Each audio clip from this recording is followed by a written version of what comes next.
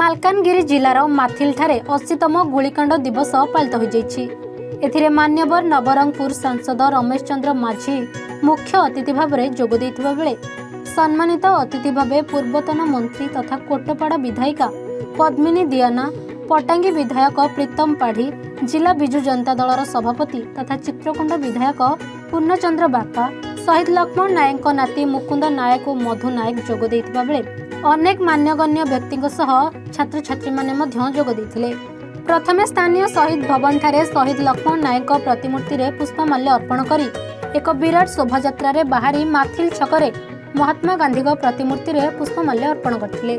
परे माथिल थाना परिसर रे शहीद स्मृति स्तंभ निकट रे पहुंचीथिले।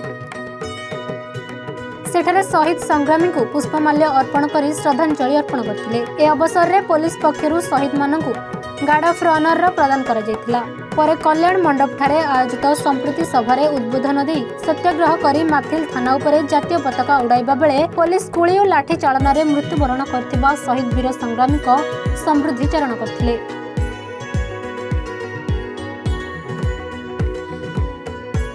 मालकानगिरी एमडी इरशाद रिपोर्ट, ए1 ओडिशा।